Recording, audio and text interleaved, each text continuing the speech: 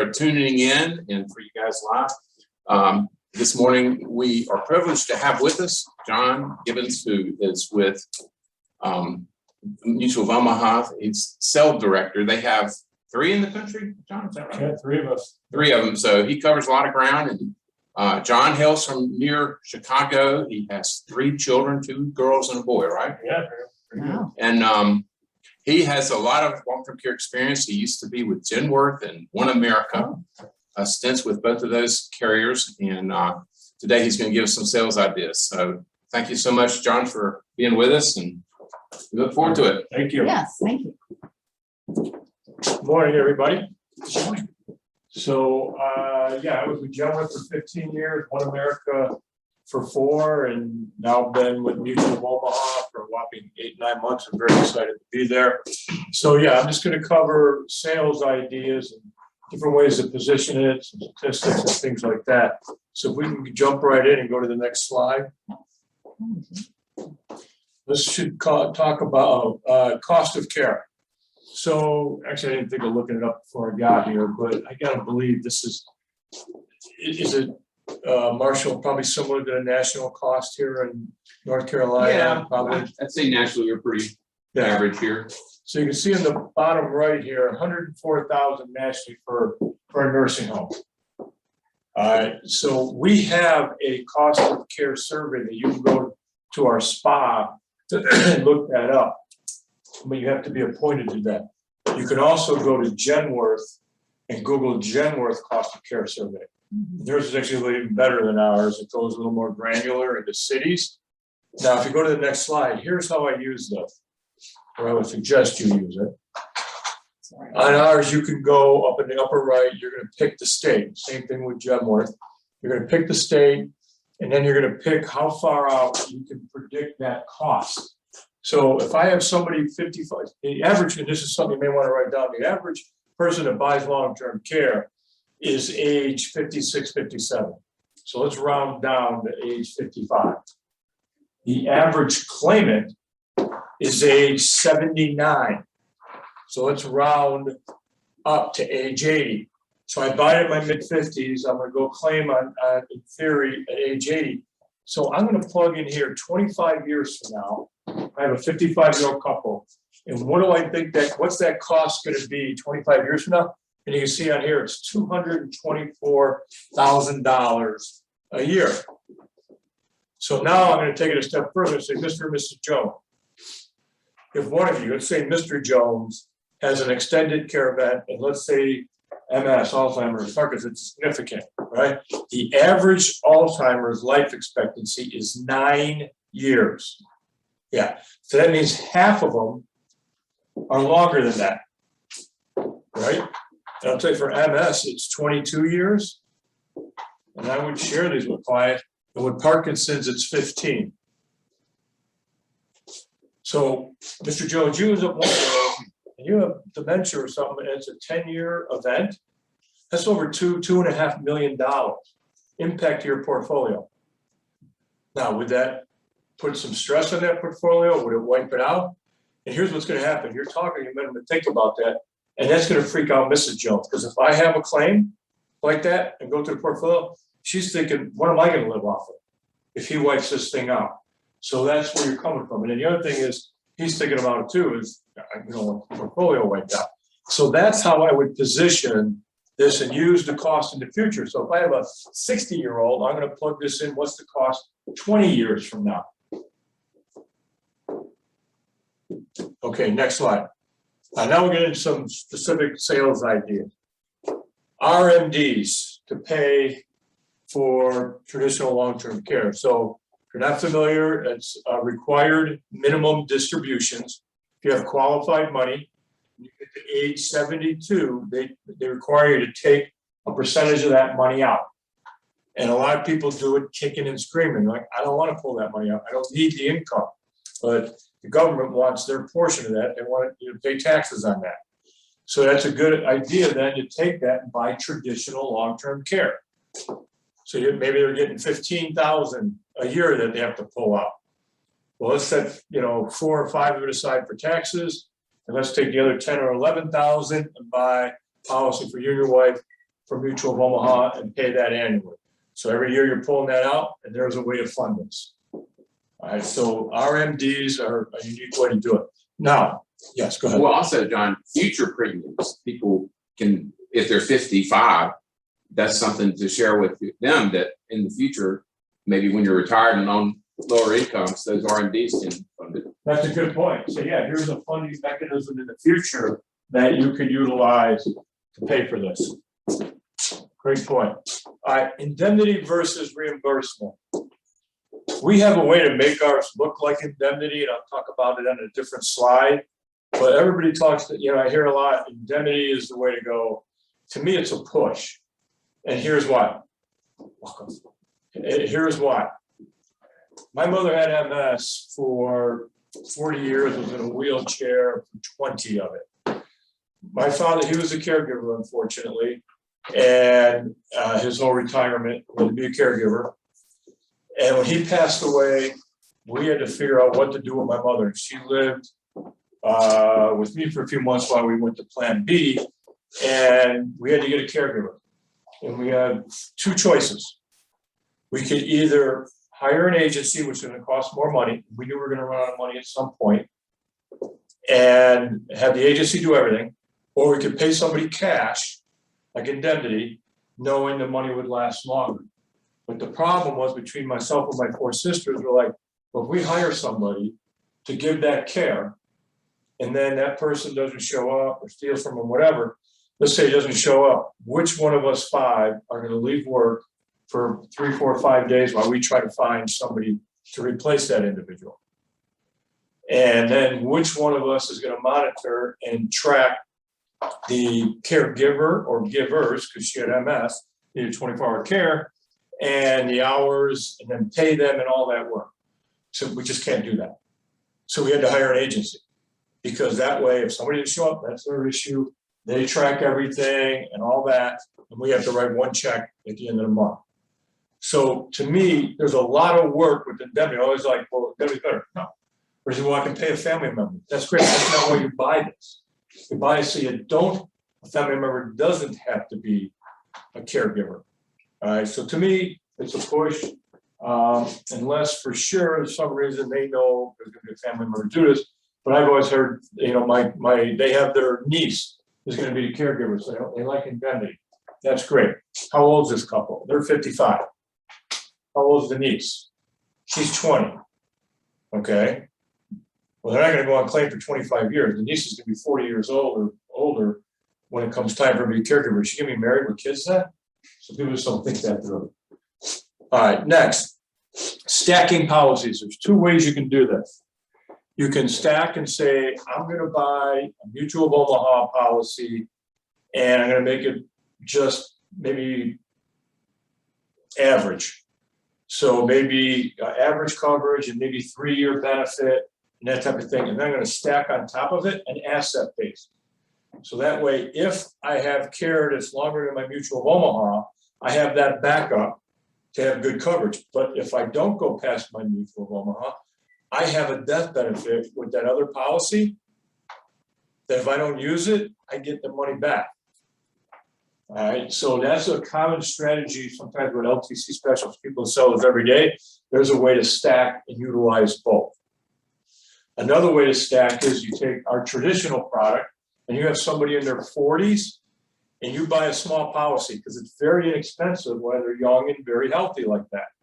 So now I have a couple in their 40s. I may buy a $3,000 a month benefit for 3 or 4 years and put inflation on, or I don't, depending on what they can afford.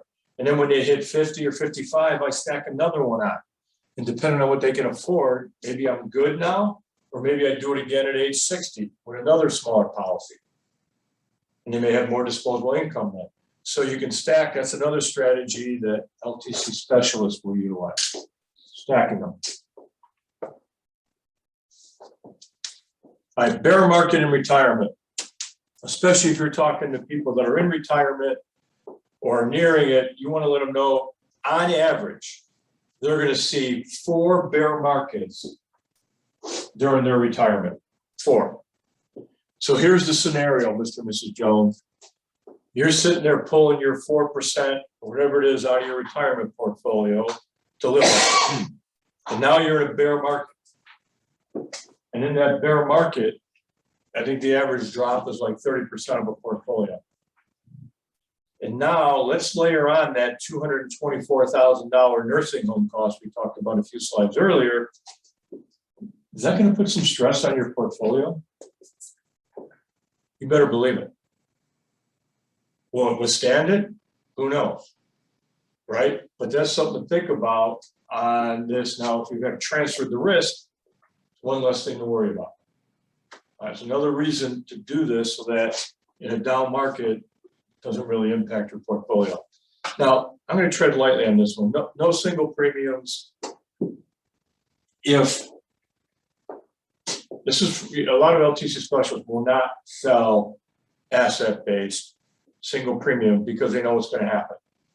They know, so if you're not managing the money and you're just working with a client, you have somebody else managing the money, there's a danger of selling single premium asset-based. Now, I'm going to say that. If I say this because it's self-serving to me, but those are good products, good companies. I'm not saying don't sell them. I'm just saying think about it in the situation because here's what happens. You're not managing that money. You're the life insurance agent or whatever, or DI, long-term care, and you tell them, here's a positioning, we're going to do this, and it's $250,000 single premium. They love it. And they go to their asset manager and go, hey, I need $250,000 to take out. And they go, what are you doing? I'm buying long-term care insurance. What do you think they're going to say? You don't need it. You can self-insure. They don't want to lose the $250,000 out of the portfolio. So now you got to try to prove to them, the client, that your money manager knows what he's talking about, and that yes, you need this, and have them put it in writing or whatever, but it kills the deal, right? Now it becomes a challenge. Now, if I'm managing the money, another story, and they may not do it, so they're going to go to annual pay or whatever, or they may try to take the deal from you also. So that's the concept around that. Again, I'm not saying don't sell those things, just be careful.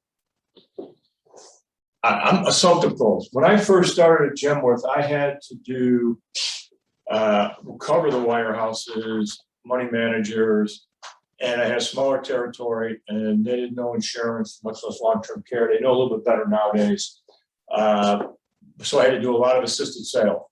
And I came from an industry where I did in-home sales, so it was very easy for me. And the close I used the most was the assumptive close. So I'm walking through everything, and I'm going through why this is important, how to position it, and then how the illustration works, and what the coverage is. And if I'm getting that nodding head, I just started writing. Instead of saying, what do you think, Mr. Jones, or what are your thoughts? You want to move forward? I always had the application in front of me on the table during the whole presentation. I was talking to this, and then I just started asking, what's your birth date, what's your social security number, or whatever, and let them stop me. Now, again, I wouldn't do that unless I thought I had them. I'm getting pushed back all the way through. I'm certainly not going to do that. I'm going to lose credibility. I'm getting the nodding heads, and I got a 70% chance. I know I got them. I'm doing that. And I would say 70% of the time, they let me go. They stop me. It's very easy. Oh, sorry, I misunderstood. I thought we were good to go here. What's your concern? Right? And I just ask some leading questions. And one might be if it's just no real objection. I just want to think about it.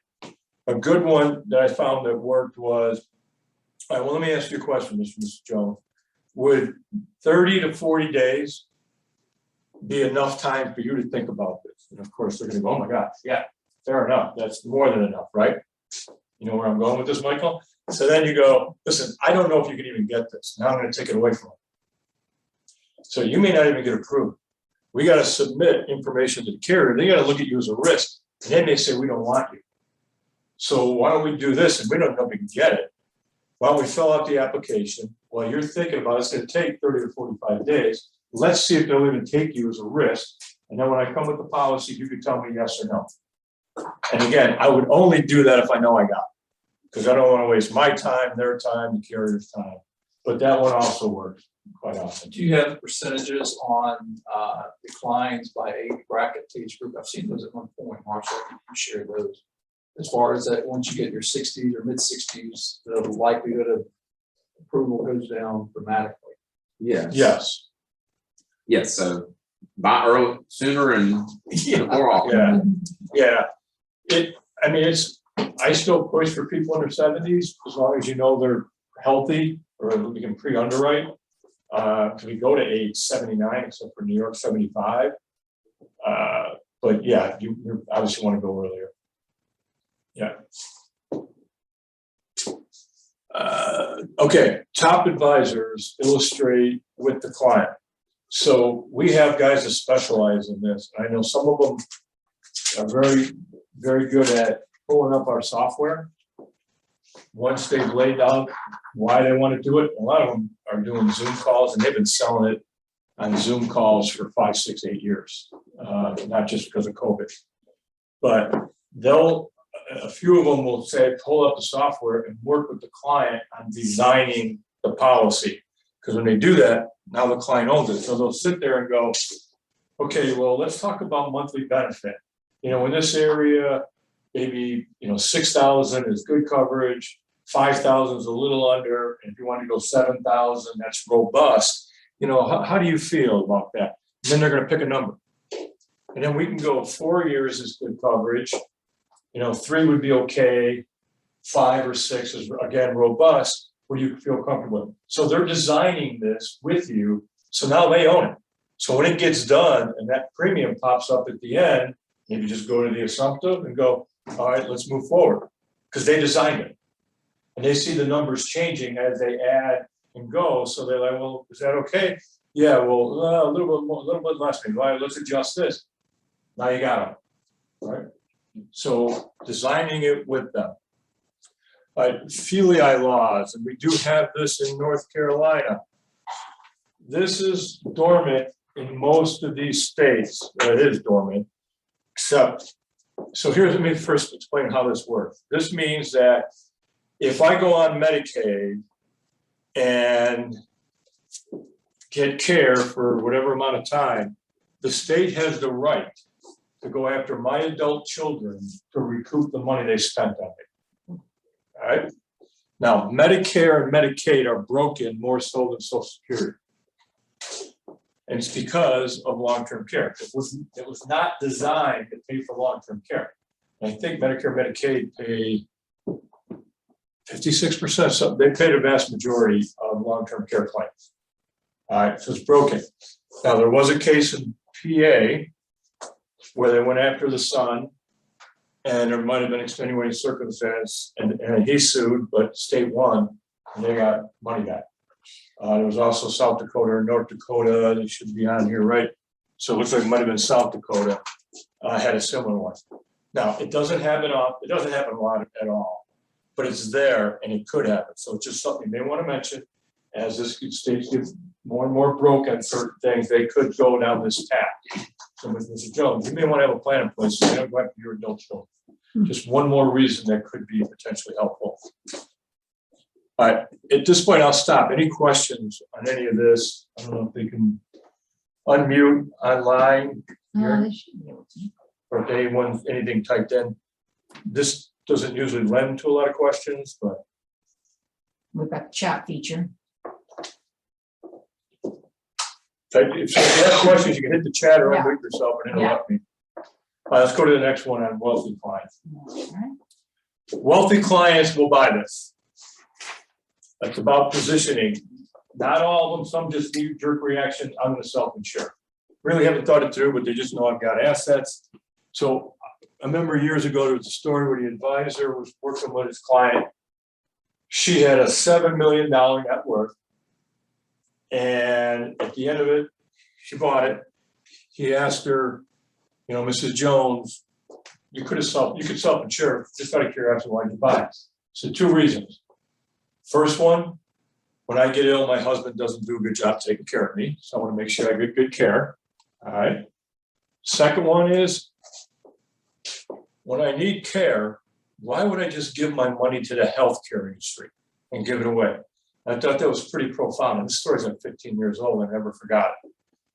Why would I just give? Yeah, you can self-insure.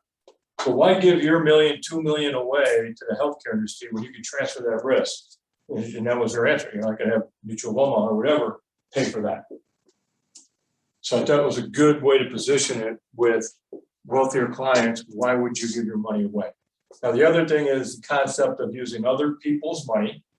Many of them made their money using other people's money. You probably can't see the slide real well there, but leveraging and the concept of pennies on the dollar. So why don't we just take a small piece, and the wealthier you are, the smaller that piece is, to protect all or the majority of that portfolio. Now, here's a big one, especially with wealthier, the ultra wealthy especially. I had some of the advisors that work ultra wealthy going, I tell every one of my clients they need to buy long-term care, and it's because of loss of step up in estate planning. All right, so here's the concept. I'm 60 years old, I buy a stock for $10. At age 80, I go on claim. Now I'm going to acknowledge you're wealthy, so I'm going to say you go through $500,000 of your liquid money. I know you have liquid money. So you go through that. You've got dementia, MS, Parkinson's, whatever. And now you have to liquidate an asset to pay for your care. I sell that stock that was at $10 is now at $100. I've got to pay taxes on that, right? So if I need that $224,000, I've got to pull out $300,000 to get there or whatever. But that's not the problem.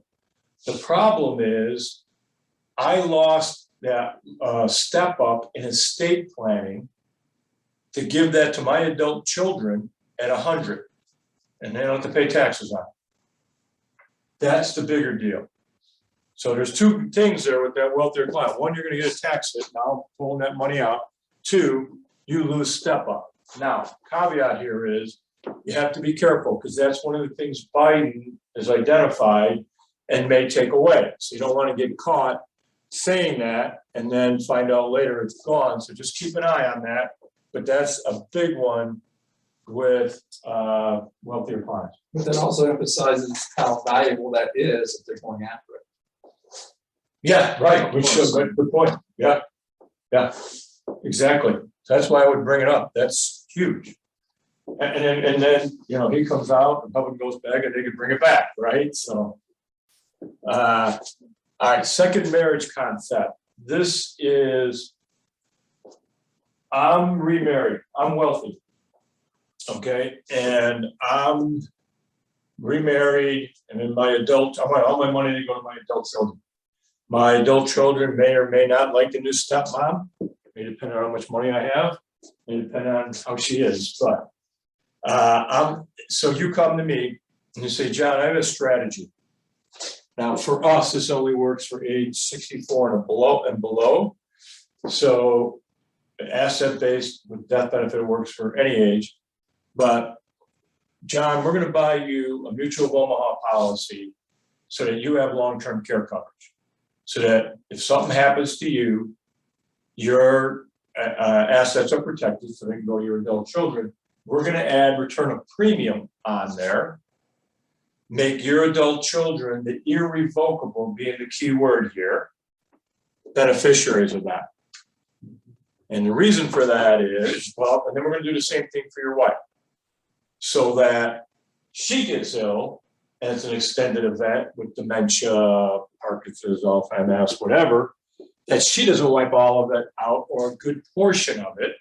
And we're going to put return of premium on hers also. Again, irrevocable beneficiaries. So she, not that anybody would ever do this, can't change the beneficiary to her adult children. All right. And now you've just protected your assets and protected your second wife, also when you position it that way.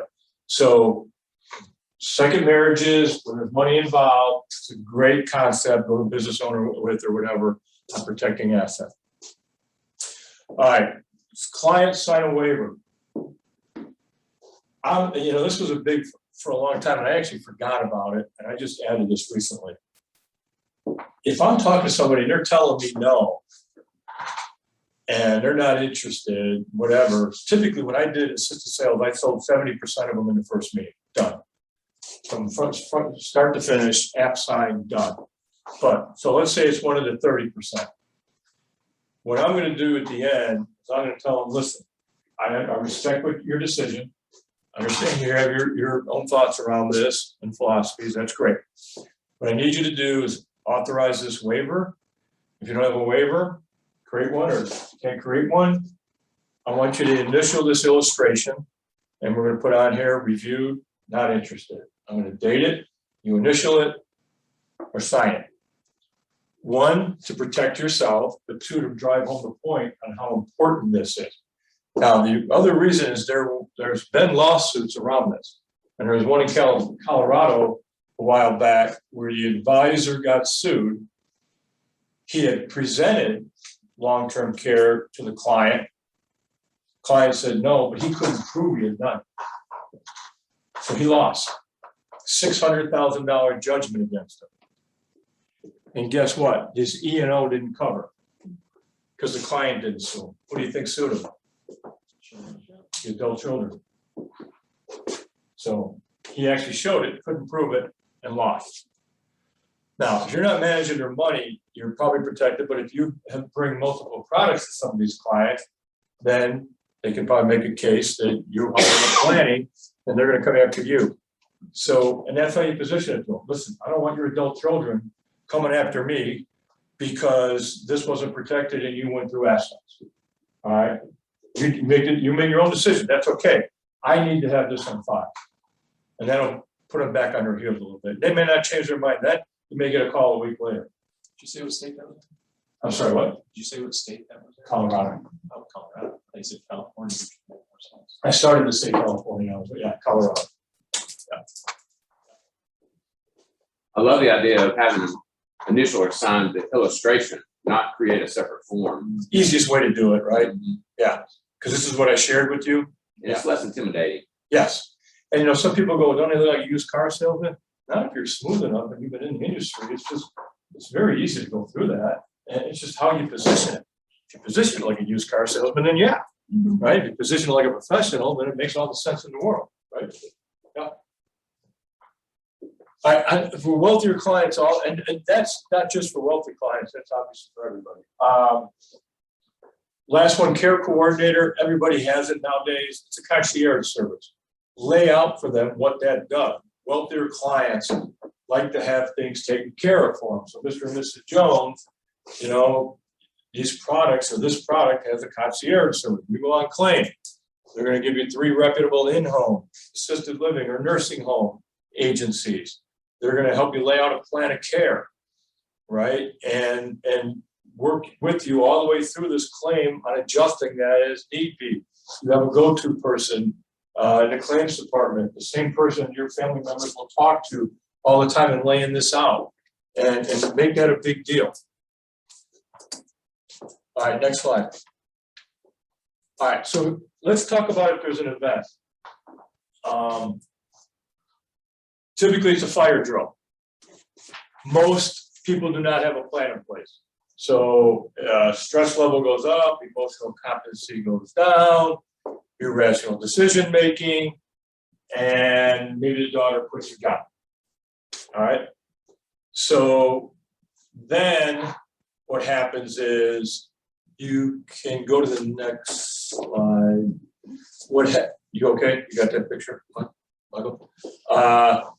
The next thing is you take that healthy daughter, not always daughter, but let's just statistically, some stats show mostly daughter, and then she becomes unhealthy, right? So, and then what do you have to do? Now we got to put mom or dad in a nursing home. So statistically, there's like a 40% chance I can end up in a nursing home. But if, and here's a good stats to write down, if I have a policy, only 13% of the claims are in a nursing home. That's it. 13% in assisted living. 13% nursing home, 13% assisted living, 74% at home where people want to get care. And I would share that with your client. This keeps you out of the nursing home. It's called anti-nursing home insurance, right? Everybody's saying, I don't want to talk about it, I'm going to go to nursing home. Well, you better buy a policy, right? Because if I have a policy and the caregiver gets burnt out, we'll just send in a new caregiver, right? So I'm going to give you now a 3-step sales process. And for those of you that aren't in the room, if you're not paying attention, pay attention now. Because to me, this is the most important thing I can give you over the next 45 minutes to an hour.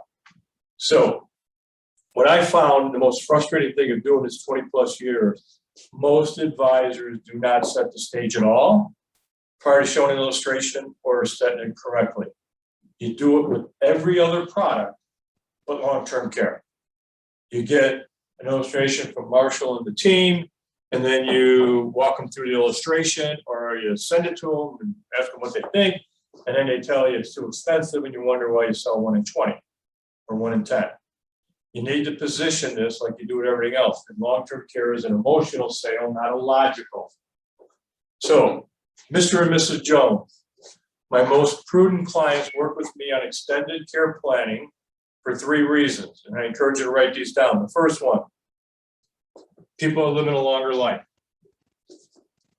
And I'm going to give you a flavor around this in a second. People are living a longer life. Number 2, this is a family issue.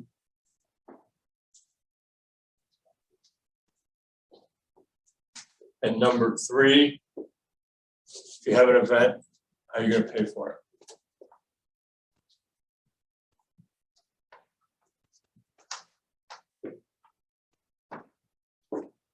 All right, first one, people are living a longer life.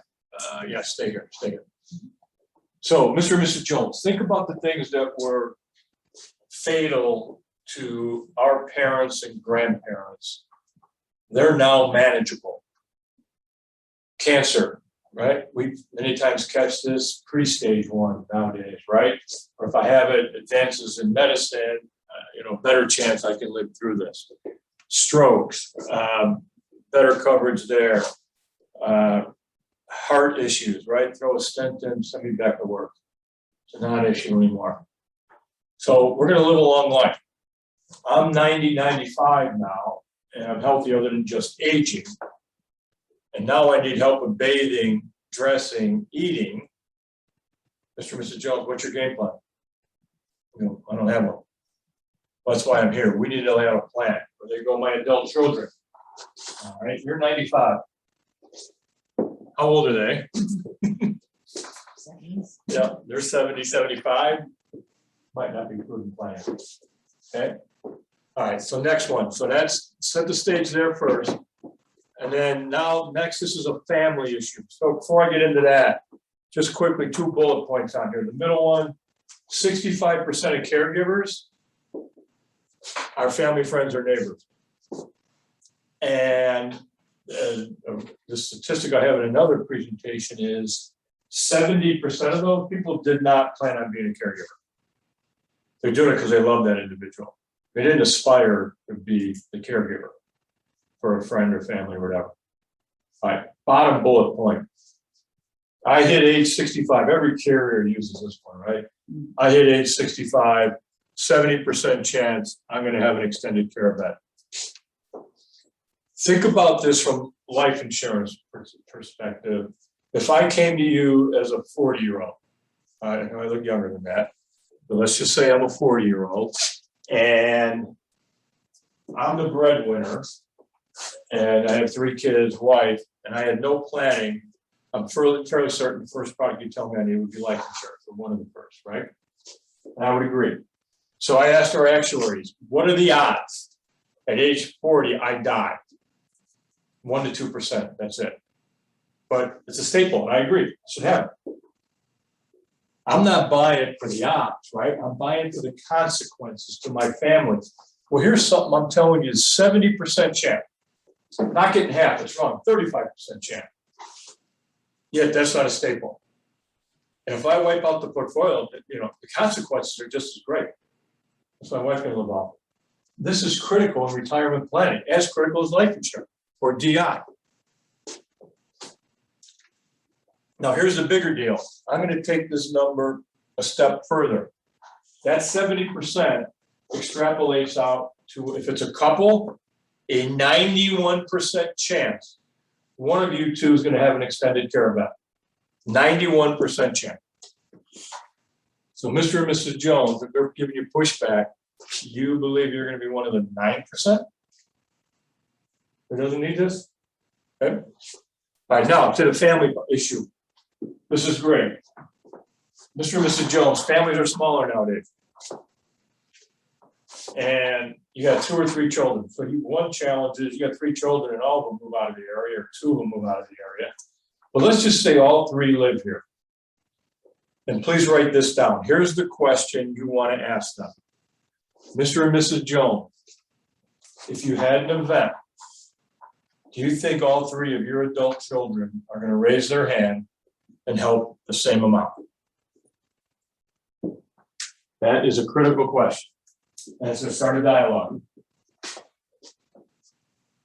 Because they're going to go, boy, John, I didn't even think about that.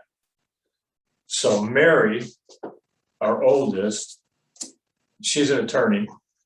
She works 70 hours a week. She can't help. John, the middle one's a guy. He was further away. He's not going to do anything. He's going to follow Susie, the youngest one. You think Susie's going to have a little animosity with John and Mary? You better believe it. This tears families apart. And they're going to go, no, you're right. My neighbor next door, there was a wedding last weekend. She didn't go. It was a nephew's wedding. Her sister didn't help her at all when mom got ill, so they don't talk. So she didn't go to the wedding. Or she might not have been invited to the wedding. I go through right now with my mother-in-law, who's 88, 89, semi-self-sufficient. But my wife has dinner with her once a week. We as a family, immediate family, try to do it every other Sunday. On top of that, one sister has got some health issues, does help some. Another sister lives 20 minutes away, so she's only been able to visit once in the last 5 years, does nothing. The brother lives 45 minutes away, so that's asking a lot. He's probably been there twice. He goes twice a year, but since COVID's been over, she's in an assisted living, semi-assisted living. COVID's been over. He hasn't taken the time to even visit since then, even though she was in lockdown for a year. Calls on the appropriate holidays. So we don't get together on that side of the family for holidays, right? This tears families apart because my wife's doing just about all of it. Your clients will get that. This is the emotional part. All right, next slide. And then the last piece of this, how are you going to pay for it? So if you don't have a plan in place, you've exposed your whole portfolio. You're self-funding, all right? You're not self-insuring. You're not insuring anything. You're self-funding, so you've exposed your whole portfolio to pay for that care. So if it's a $300,000 claim, that's $300,000 out of your portfolio. You hope that's all it is. If it's $1 million, it's $1 million of your money. If it's $2 million, it's gone. You can't unring that bell. And I know numerous $2 million claims, and my mother would have been one of them. When she passed, she eventually ended up on Medicaid in nursing home. And when she passed away 3 years ago, I did back of the envelope math. If we had a mutual of Omaha policy, easily been a $2.4 million claim conservatively. If we had $2.4 million, it'd be gone. Now, the next thing is Medicare, Medicaid are not the panacea either. And 63 or 68% of people think Medicare pays for them. Pays for a max of 100 days, stops. All right. Stops. Medicaid, for the indigent, bring your assets down in most states to under $2,000, and you can go on Medicaid. And it's going to typically be nursing home care like my mother had. Last option, Mr. and Mrs. Jones, let's transfer the risk. Let's take a piece of that portfolio to protect all of it or a major portion of it. And then that you segue right into an illustration. If you use these 3 steps, the sale becomes self-evident. It handles every objection other than writing the check. I've used it numerous times. And the other thing is it's created a dialogue. So now your clients, they're giving you info when you're going through this that you can use when it comes time to close. Remember when we were talking about the family? Mrs. Jones, you had mentioned, yeah, that happened to my aunt. or my nephews and they had to be caregivers or whatever, and you don't want that to happen to your children. Oh, yeah. So let's just go ahead and get this thing done. All right. I'm telling you, it works. 3 steps. It's easy. Utilize it. All right, next. All right, here's a scenario, self-funding. You may get this, I'm just gonna self-insure. I'm gonna put $250,000 to the side. All right, what if I could show you a better way to self-fund? And on the left-hand side here, on the slide, you have $250,000 pool of money. On the bottom, I'm gonna show you a better way. I've got a couple age 55, $5,000 a month benefit. I know Marcia is a little bit more than that. And 4-year benefit, 3% inflation, and I'm adding return of premium. My premiums are $87.77. Now, Mr. and Mrs. Jones, when you guys hit age 80, this will have grown to $1 million pool of long-term care money. $1 million. You have $500,000 each. God, that's awesome, John. But what if I don't use it? Right, it's gone, right? No, I added return of premium. So after 25 years, you will have spent $219,000. Guess what? If you don't use it, you will get that $219,000 back, which was less than the $250,000 you set aside, and it's all back to your estate. And for the last 25 years, you've had peace of mind knowing you were going to have $1 million worth of coverage, and it costs you nothing. Now, if one of us doesn't use it, I don't use it, then we get return of premium on mine, which may have paid for what my wife's coverage was, so it's a wash, right? So that's a good way. We only go over return premium age 64 and below, and I would only use this if that's an objection. Otherwise, I want to keep my premiums as low as possible. Any questions there? And I'll stop again for a second. Any questions? No? We're good? Nothing in the chat? Okay. Next slide. All right. I lead with our custom product. I'm not going through our products today, but we have custom and secure. Custom has more things that I can add to it, and it has this built in. Custom solution has buy up and buy down. So we want to hit 50-year-olds, right? 55-year-olds. Well, a common objection is I have kids in college. Well, here's how you handle that. So Mr. and Mrs. Jones, you're age 55, you've got kids in college. So we're going to get you a policy and we're going to use 1% inflation. I have to add something. And it's going to be very inexpensive because it's only 1% inflation. You said first kid will be out of college when you're 61. We're going to bump it on the policy anniversary to 2.5%. I can change this, my inflation protection, up or down every policy anniversary. I can then go at it was age 58. At age 61, second one's out of college, I up it to 3.5%. Now when I get to age 80, I look at this and go, wow, I've got robust coverage. I'm gonna knock it down to 1%. So it's a great way to handle that objection or of kids in college, or the objection of, what if my situation changes in retirement? Well, we can move this up and down. So I can go up for the first 20 years or until I hit age 75. I can always go down.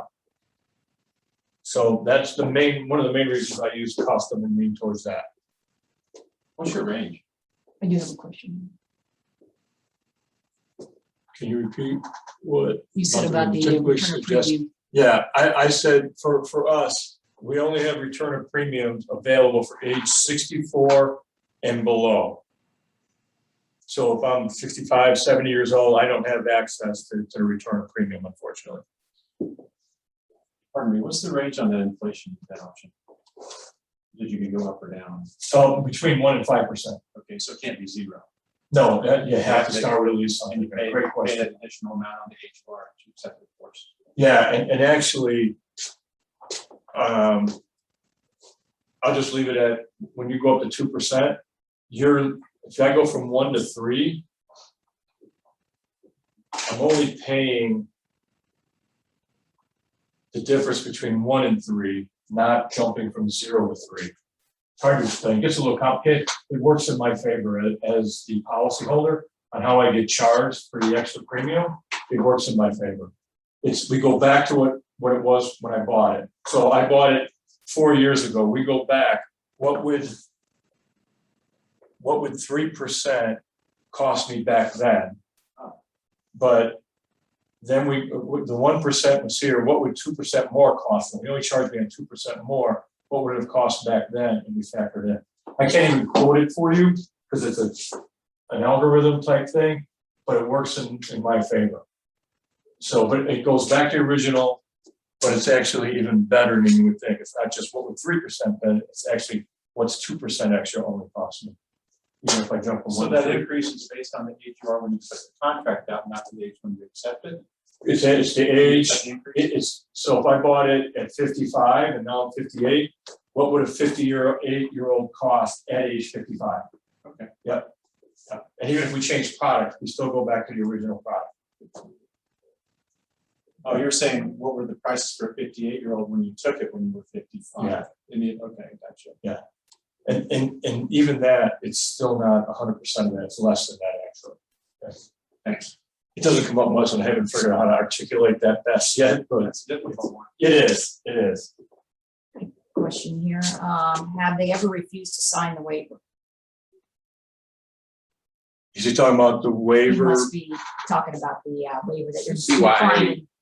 Yeah, Yeah, decline. yeah, I've never had somebody decline because it's not an ask. It's I need you to initial this because I have to be protected. We just walk through it. And they're not doing anything with you if that's the case anyway. Yeah, Ever. yeah, right.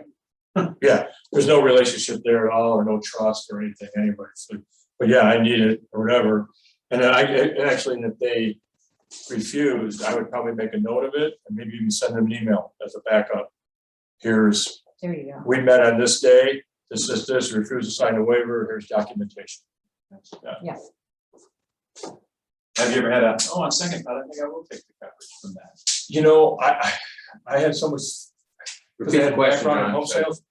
Repeat the question for those online. I don't know they heard that. The question is I ever had somebody flip right away on something like that? In all honesty, I did not, because I 70% of the time I got them. If I didn't get them, it wasn't close for whatever reason. So no, but I would guess somewhere along the line somebody came back a week or two later.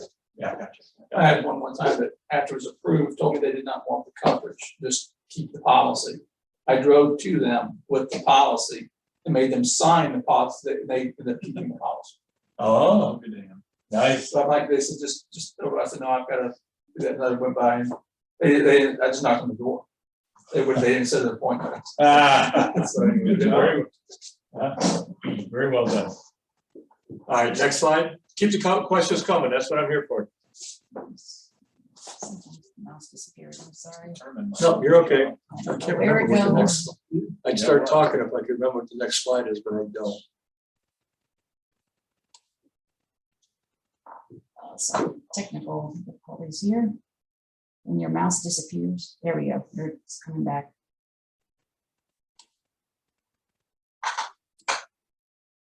Okay, here's some riders we have on that are pretty creative. I think most people probably know shared plan. Do a time check. Ooh. Shared care is, and I recommend this all the time, but you cannot do it with return of premium. My wife and I buy a policy, Mr. Jones, we always think we're invincible, right? Nothing's gonna happen to us. Well, we are vulnerable. We do get Parkinson's and other things. My wife and I buy a policy. Mr. and Mrs. Jones, we're gonna add the shared rider so that if you don't use it like you're concerned, your wife goes through her 4-year policy, she can come over and access your 4-year policy.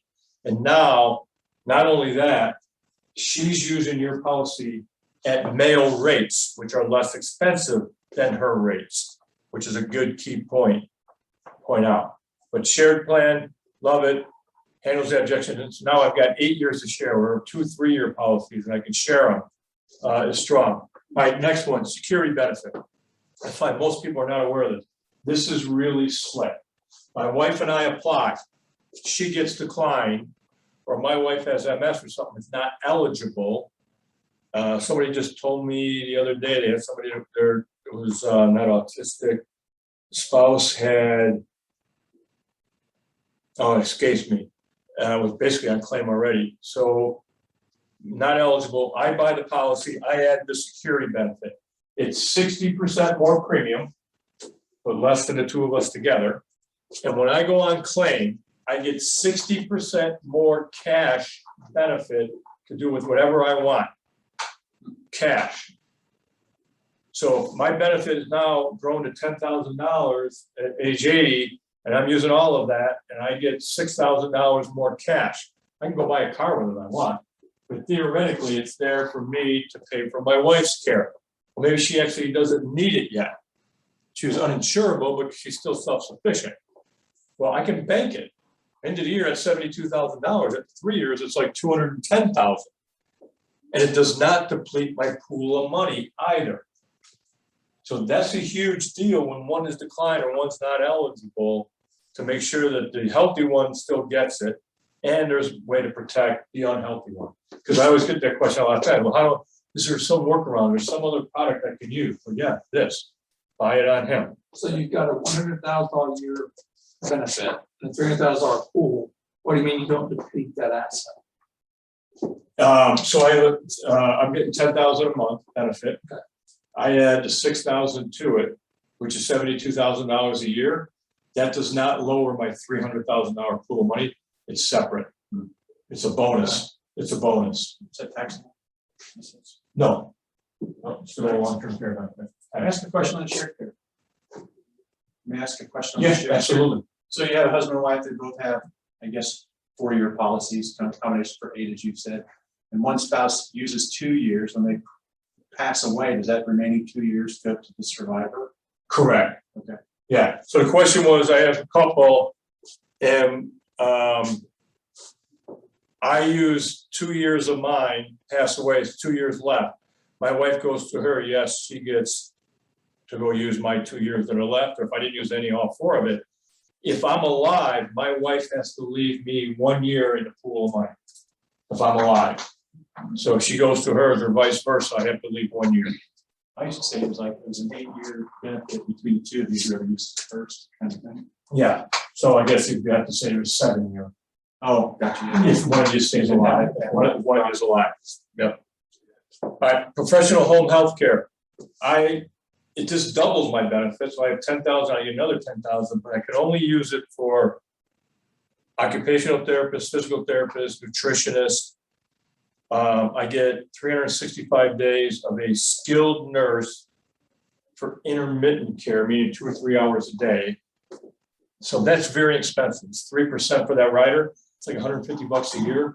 So I get a lot of people that add that are specialists in long-term care because it's so inexpensive. I've talked about full return of premium. This last one, I talked about indemnity versus reimbursement earlier. I can make our product look like indemnity. My caregiver just has to have a certification. Doesn't mean a nursing degree. It means I went to night school for a week and got certified as a caregiver. I know how to move somebody, manage medications, things like that. I can pay them cash, just not a family member. So I can make ours look like reimbursement. I can pay somebody cash. All right, next slide. You mean look like indemnity? I'm sorry, thank you. Look like indemnity. All right, go ahead, I talked about this. Partnership, there's value here. Partnership is, I buy a policy with $300,000 pool of money. I go through it, it's gone. Now I have to use my assets, and I have $500,000 net worth. I can spend $200,000 of my own money and leave $300,000 and protect it, equal to my long-term care benefit, and go on Medicaid if I want to. So partnership allows me to leave a legacy for my adult children. And I will tell you, I grew up in a blue-collar family in the south side of Chicago. My dad worked his tail off to take care of us. When he realized that when he would pass away, we'd have to use the home equity to take care of my mother, devastated, absolutely devastated, because he couldn't leave a legacy. His father was a blue-collar guy, left a legacy for he and his siblings which allowed us to have a little bit better house than the average blue collar family. There's value here. This tore him apart. So you just have to follow, next slide, the appropriate inflation protections in each state. So North Carolina allows 1 to 5% all the way across the board. That's an easy one. All right, next slide. Tax favorability. So business owner, this is a big one. This is not taken advantage enough. If I'm a business owner, I can write off these premiums. If I'm a C Corp, 100% write off. If I'm a pass-through, an LLC that files as a pass-through, a partnership, S Corp, whatever, it's tiered by my age. So if I'm 51 to 60, it's $1,690. My wife is the same age bracket, same for her. So that's $3,380 of premium I get to write off. I have the company write the check. Then on my K1, whatever it is, I'm an S Corp. I put in there health insurance cost, $3,380. And I don't get taxed on that. Business owners love running things through their business. And here's the sales idea. If I've got a doctor, a lawyer, or a business owner, they typically have partners. So we're going to run this through the business, and not just for you, Mr. Jones, but for your partners. So now instead of making one sale, I got three couples. All right, next slide. I can use HSA money, MSA money, HRA money, I believe. Next slide. All right, here's some sales ideas. These are just terms, and you may want to take a picture of this or screenshot it. You'll get it. Yeah, we can get you copies of this, but these are some terms that taken over the years from LTC specialists that kind of have resonated. So you got one is 70, 70, 70. You got 70 million people turning 70, and 70% will need long-term care. Number 5, Mr. and Mrs. Jones, and I would use this if I'm getting pushback. If you had an event a year from now, 5 years from now, which assets would you liquidate first? Not how would you pay for it? The key word is liquidate, because that freaks out Mr. Jones, and we just built all this up over the last 40 years. And wait a minute, I got to take money from my stock or my 401k, pay for care. Yeah, how are you going to pay for it? Yeah, I got to. They don't think about actually spending their own money. And then it freaks out Mrs. Jones. She's going, wait a minute, we liquidate stuff. What am I going to live off of? All right. That's a great one. This plan is not designed to make you rich. It's here to keep you from getting poor. Wipe out your assets. Wealth protection pool, portfolio insurance. Next slide.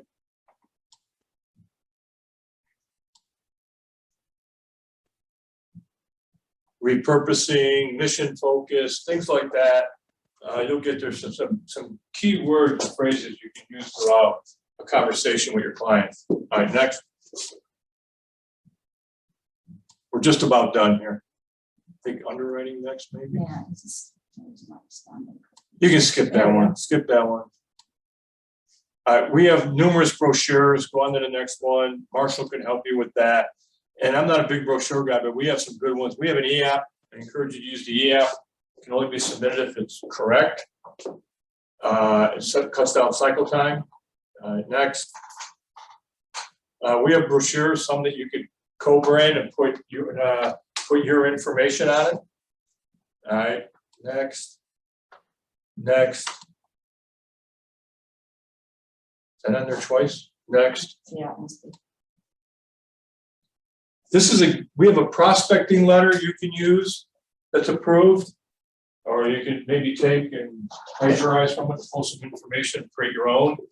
And then we have a brochure showing 6-step marketing, 6 steps of sales and marketing.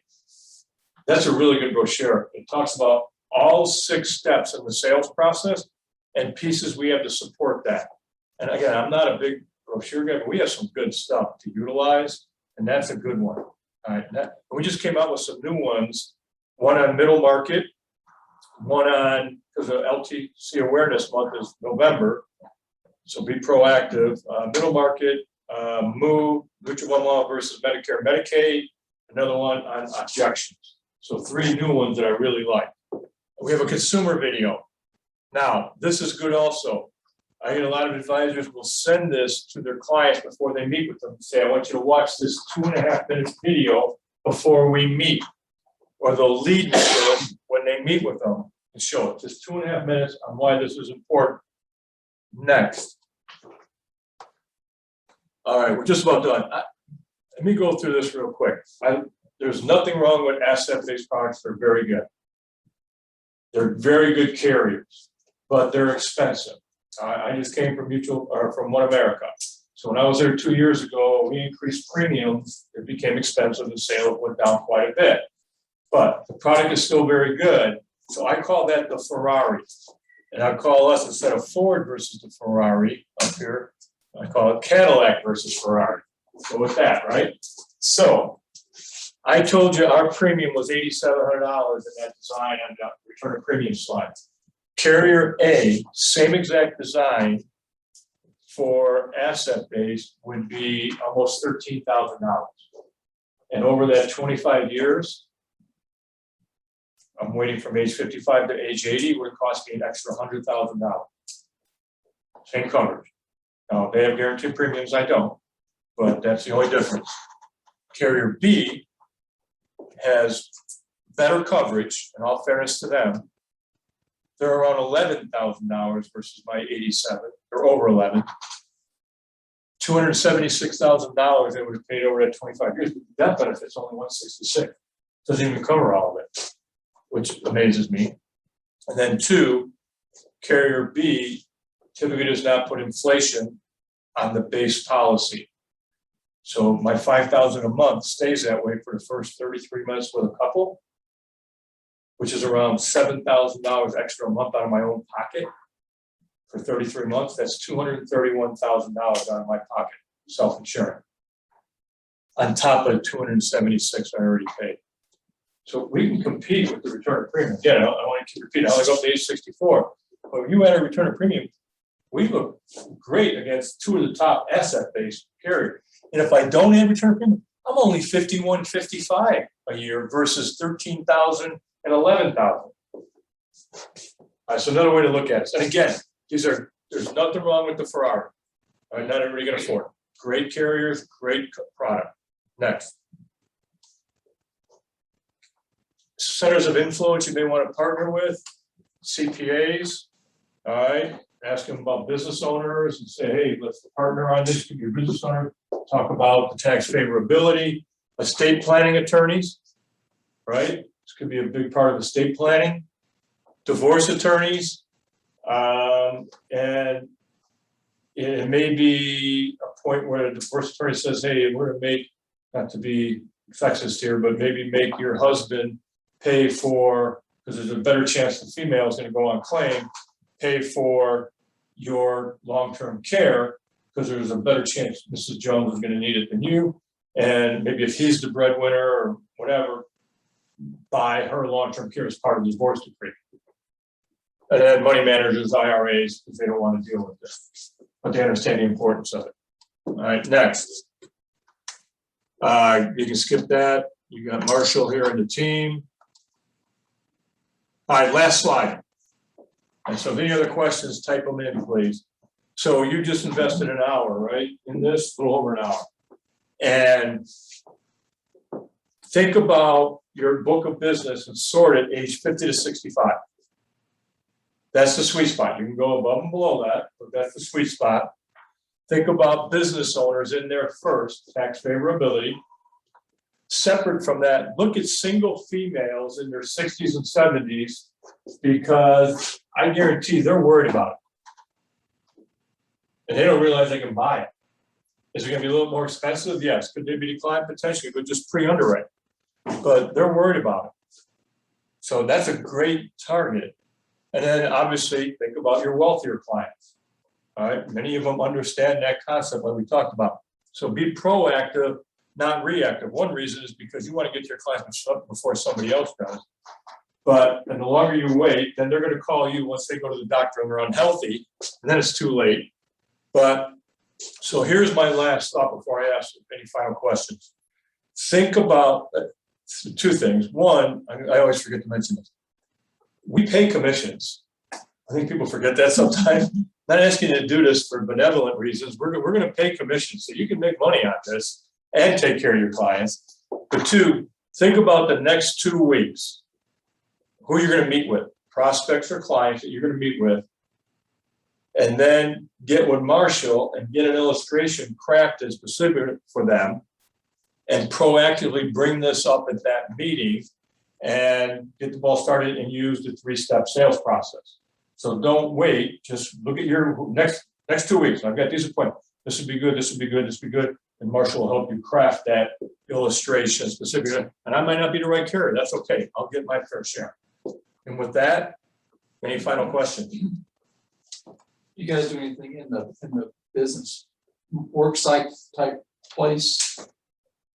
We have something called common employer. It's not ideal. It's if I have 5 employees. Question is, do we have anything in like multi-life work site? We have something called common employer. If I have 5 employees in the same company, at least 5 have to apply together. But we give a 5% discount, they and their spouse, but it has to be employee paid. All right, we don't do it. I can make an exception, maybe I can ask for exception, but typically we don't do that. So employee paid, and then they get a 5% discount. And then you can add 1s or 2s after that, as other people come into the business or whatever. So good question. In the case of the self-insured, I have a client years ago worth 50 million, and I was impressed that he wanted long-term care insurance. I said, Mr. Client, why are you buying this long-term care insurance? I said, you have plenty of money. He goes, because all of my heirs are going to be looking at that money as theirs, and I'm worried that they may be skimping on my care because of such. And he knew that the policy was dedicated and allocated for his care. I thought that was a genius, and I used it on many other wealthy folks. And I used to use something like that. I used to say the wealthier they are, the more dysfunctional the family. Yeah, is the term I always use. So the comment was, you couldn't hear the other client with a 50,000 net worth buy long-term care because he wanted to ensure that the heirs weren't worried about their money, his money being their money and not giving them the care they wanted. They just ensured he got it. I was talking to an agent that I worked with for many years in Tennessee, and they had a client with a $40 million net worth, and I helped work on the case by long-term care, and one of them just went on claim. Yeah, a $40 million net worth. So they'll buy it, they get it. Any other thoughts or questions? Very good. Good. Thank you very much. Love to earn your business when appropriate. And